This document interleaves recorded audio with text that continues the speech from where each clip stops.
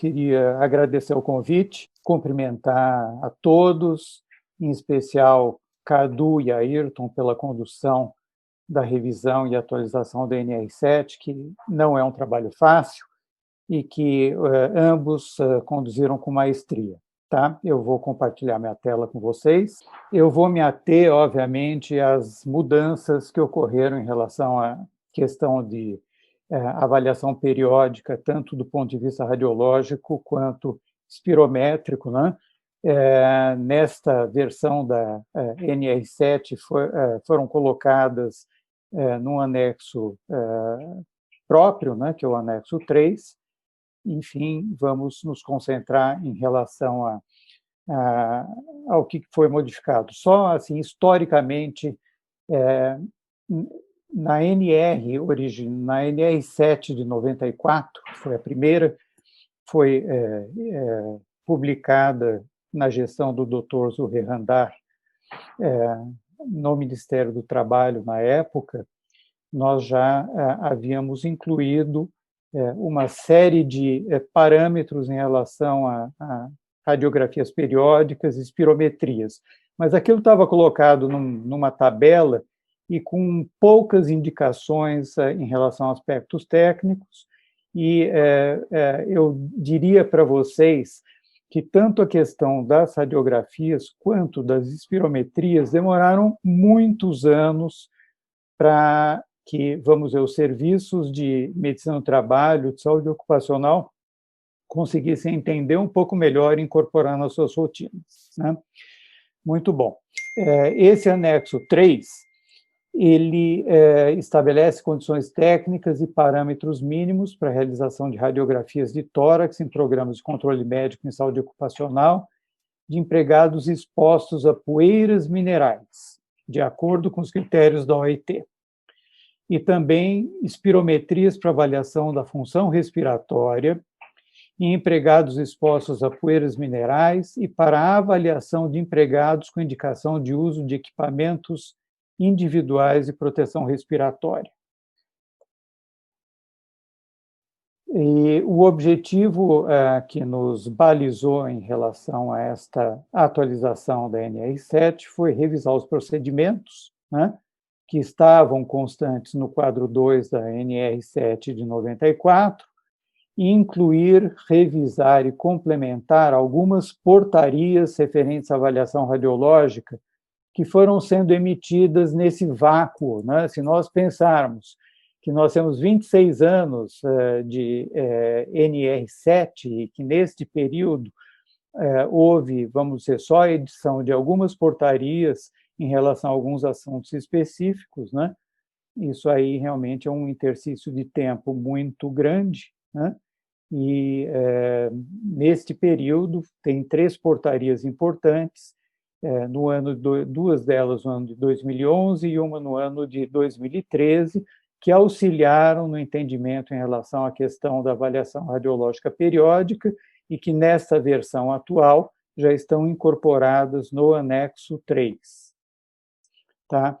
Então, o que aconteceu? Nós estamos trabalhando atualmente em relação a controle radiológico periódico com a versão da classificação radiológica do OIT de 2011, certo?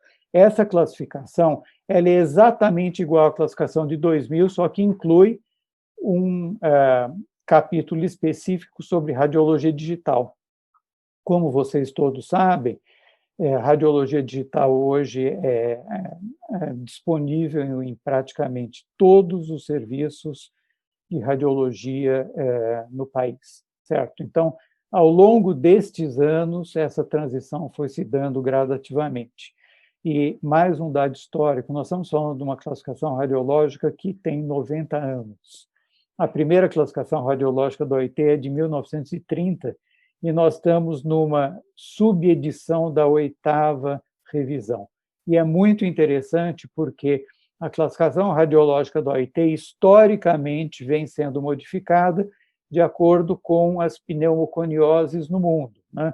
Ela se iniciou com a questão da exposição à sílica, posteriormente com a exposição e grande número de casos de pneumoconiose de mineiros de carvão e, posteriormente, quando entraram as doenças relacionadas ao asbesto, tá?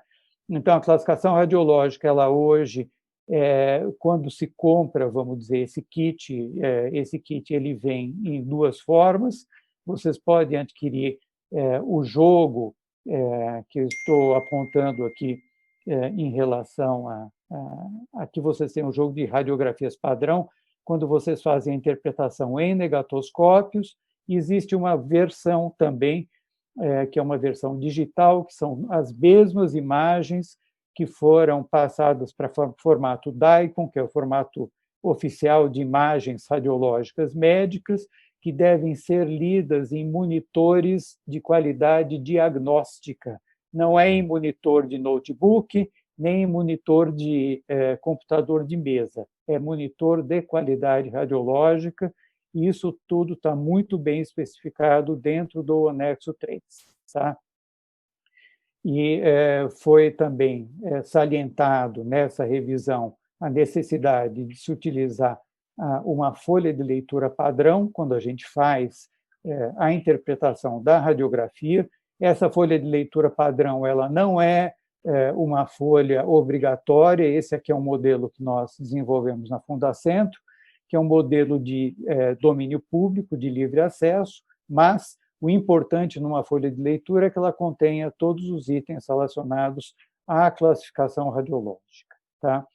E gostaria também de enfatizar que no portal da Fundacentro nós temos um subsite que chama-se Sílica e Silicose, e nesse subsite de sílica e silicose tem um menu do lado esquerdo e uma parte que chama-se Leitura Radiológica, e aqui nós temos uma série de assuntos relacionados à questão de leitura radiológica. O importante disso aqui, nós mantemos uma lista dos médicos que fizeram o treinamento e que estão qualificados a fazerem leitura radiológica, porque, como vocês bem sabem, na ANR7 é escrito que, para se fazer interpretação de acordo com os critérios da OIT, o médico precisa ter um treinamento específico. Tá? Isso aí é muito importante. Tá? Isso normalmente é feito através de um curso, que é um curso de 28 horas. Aqui é um exemplo de uma turma em 2016. Nós fazemos 2 cursos anuais e, infelizmente, esse ano, devido à pandemia, nós cancelamos os 2 cursos programados, porque, além de tudo, o curso de leitura radiológica é um curso que é absolutamente proibido, vamos dizer, no novo formato que a gente tem que ter de distanciamento social e de, vamos dizer, ventilação de ambiente. Nós precisamos reformatar o curso e esperamos que a gente volte a oferecê-lo a partir do ano que vem. Tá? Muito bom. Então, uma das coisas mais importantes, o que embasou essas mudanças em relação à normatização? Vamos começar a falar sobre a periodicidade de raio-x, né? E aqui vocês têm um gráfico de barras, que é a distribuição de casos de silicose, nesse caso, em função do vínculo do mercado de trabalho por quinquênio de atendimento.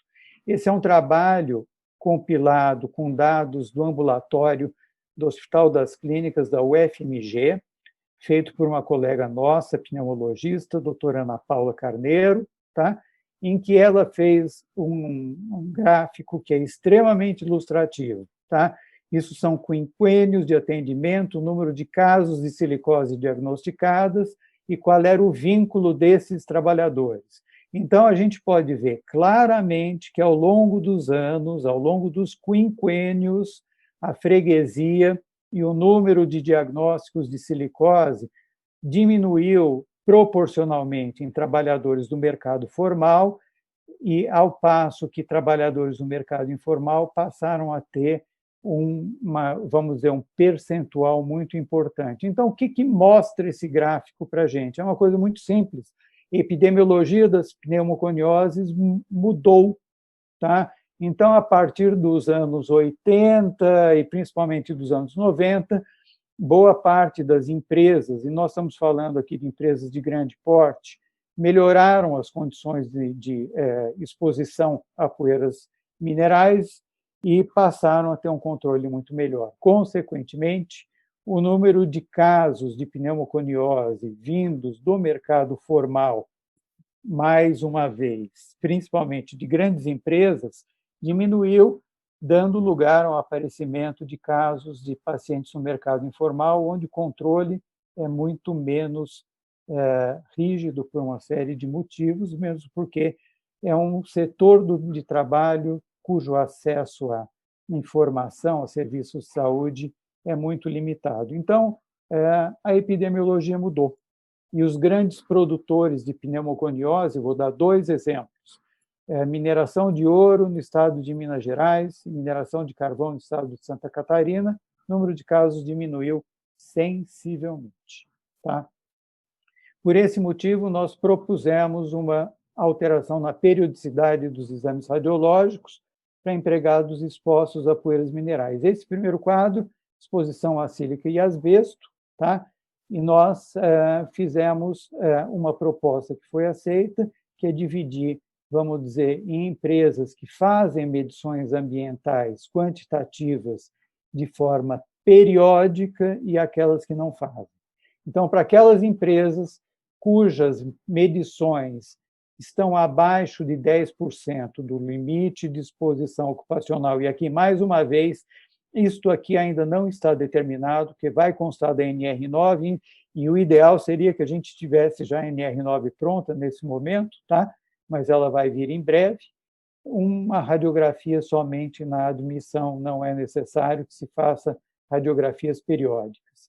Para aquelas situações de trabalho em que nós estamos entre 10% a 50% do limite de exposição ocupacional, hoje se advoga um raio-x na admissão a cada 5 anos de exposição, até 15 anos, e depois, a partir do 16º ano, a cada 3 anos, uma nova radiografia. Para aquelas empresas cujo limite esteja, desculpa, antes era 10 e 50, entre 50 e 100, raio-x na admissão a cada 3 anos até 15 anos e a cada 2 anos depois, e óbvio, para aquelas empresas que ultrapassam o limite de exposição ocupacional, permanece a mesma coisa do que era na NR anterior, são radiografias na admissão e anuais. E para empresas que não fazem avaliações quantitativas, o raio-x tem que ser feito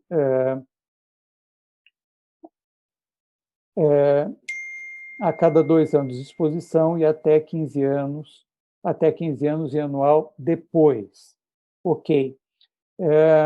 Então, isto aqui, obviamente, vai ser determinado pela NR9, mas o principal não é nem o número em si, mas é a forma com que as empresas fazem as avaliações quantitativas. Existem métodos, existem estratégias de amostragem que precisam ser muito bem seguidas, vamos dizer, nesta avaliação, para que essa tabela seja utilizada de forma, vamos dizer, boa. Tá? E mais uma coisa importante, que trabalhadores que apresentarem leitura radiológica de 0/1 ou mais deverão ser encaminhados e avaliados por profissionais médicos especializados. Eles devem não só ser acompanhados pelo Serviço de Medicina do Trabalho, mas também por profissionais especializados. Tá? Com relação àquelas poeiras contendo partículas insolúveis ou pouco solúveis e menor toxicidade não classificadas de outra forma, nós também modificamos para aquelas cuja medida seja menor que 10% do limite, que é a concentração com limite superior de confiança de 95. Só fazer um raio-x na admissão. Aqui, exatamente a mesma coisa, para esses 2 limites, entre 10 e 50, entre 50 a 100, raio-x na admissão, após 5 anos, caso normal, repetir somente a critério clínico, e quando ultrapassa 100% do limite, raio-x na admissão a cada 5 anos após. empresas sem avaliação quantitativa, um raio-x na admissão e a cada 5 anos após. Tá? Em relação ainda a modificações referentes a controle radiológico periódico, nós fizemos alguma adição em relação à questão da confidencialidade das informações e da guarda dos exames, que era sempre uma dúvida toda vez que a gente fazia cursos de leitura radiológica ou então em outros fóruns, né, aparecia essa dúvida. Os serviços que ofertam radiologia digital devem assegurar confidencialidade dos arquivos eletrônicos e de dados de trabalhadores submetidos a radiografias admissionais, periódicas e demissionais para fins de classificação radiológica por meio de procedimentos técnicos e administrativos adequados. Tá? Isso é importante porque, obviamente, o ambiente digital ele é suscetível, obviamente, a invasões e a roubo de informações, isso tudo precisa ser muito bem pensado. As radiografias obtidas pelo método convencional devem ser guardadas em filmes radiológicos em formato original, isso aqui é importante. Tá? As imagens obtidas por sistemas digitais, seja esse sistema CR ou DR, isso aqui é o código para Computed Radiography e para Digital Radiography, né? Devem ser armazenadas nos seguintes formatos: impressas em filme radiológico, não é em papel, cuja redução máxima seja equivalente a 2/3 do tamanho original, ou então em mídia digital, gravadas no formato DICOM. Não se aceita imagens JPEG ou outros formatos, e acompanhadas de um visualizador, que é o chamado viewer, imagens radiológicas. Então, isso aqui são opções de formatos de guarda de exames. A guarda das imagens deve ter sua responsabilidade definida e documentada. Podem ser responsáveis pela guarda o médico do trabalho responsável pelo PCMSO, ou, no caso da empresa possuir serviço próprio de radiologia, o responsável por esse serviço. E aqui tem uma outra coisa importante: a guarda das imagens refere-se às radiografias de cunho ocupacional admissionais, periódicas e demissionais, bem como eventuais radiografias cujas alterações serão suspeitas ou atribuíveis à exposição ocupacional. Nós discutimos isso muito. Então, na verdade, o que a gente propõe é que se guarde a admissional, a demissional. As periódicas, caso elas sejam todas normais, eventualmente a guarda pode ser do próprio trabalhador, desde que isso aí esteja bem documentado. Tá? E o tempo de guarda dos exames deve obedecer aos critérios definidos no NR7. O Ayrton já falou sobre isso anteriormente, 20 anos. Tá? E a questão das espirometrias, que era uma das coisas que mais nos incomodava, no seguinte sentido: nós conseguimos incluir espirometrias em 94 como exames periódicos, e nós vimos no correr dos anos que as empresas que faziam espirometrias estavam fazendo espirometrias de péssima qualidade e que elas não estavam servindo de absolutamente nada. Então, nós tentamos, nessa versão da NR7, atualizar alguns critérios e, principalmente, dar uma noção de como utilizar a espirometria. Infelizmente, nem todas essas sugestões foram aceitas no texto da revisão, e eu acho que essa parte de espirometria, particularmente, ela precisa de mais informações. Tá? Os empregados expostos ocupacionalmente a poeiras minerais, empregados com indicação de uso de EPIs respiratórios devem ser submetidos à espirometria no exame médico admissional e periódicos a cada 2 anos. No caso de constatação de espirometrias com alterações, independentemente da causa, a periodicidade deve ser reduzida para anual ou inferior a critério médico. Tá? E é extremamente importante que a gente fale, repita ad nauseam, tá? Espirometria mede função de vias aéreas. espirometria não faz diagnóstico de pneumoconiose. Nós vamos estar olhando outra coisa, a gente vai estar olhando comprometimento de vias aéreas em trabalhadores expostos à poeira mineral, que é extremamente comum, tá? Nos exames pós-demissionais, empregados expostos ao asbesto, a periodicidade da espiro deve ser a mesma do exame radiológico, e nós não falamos nisso, porque não houve modificações em relação à questão da NR7 de 94. No caso de constatação de alteração espirométrica, o médico do trabalho responsável pelo PCMSO deve investigar possíveis relações do resultado com exposições ocupacionais no ambiente de trabalho, e a organização deve garantir que a execução e interpretação das espirometrias sigam as padronizações constantes nas diretrizes do Consenso Brasileiro sobre Espirometria, na sua versão mais recente sempre, e que o laudo da espirometria seja feito por um humano que sabe o que está fazendo e não por uma máquina, tá? Duas coisas muito importantes. O laudo deve ser feito normalmente por um especialista. E segunda coisa, o uso da espirometria para fins de exames periódicos em saúde ocupacional, o principal benefício, vamos dizer, no contexto de exposição a poeiras minerais, é o uso longitudinal, certo? O número de exames que a gente vai gerar e que são normais, provavelmente vai ser igual ao número de exames normal na população geral. Isso não nos interessa. O que interessa é saber, ao longo dos anos, o que está acontecendo com a função pulmonar do trabalhador exposto. E, para isto, são duas coisas são absolutamente vitais. Que a espirometria tenha uma qualidade técnica muito boa e que seja feito, de preferência, nos mesmos aparelhos, tá?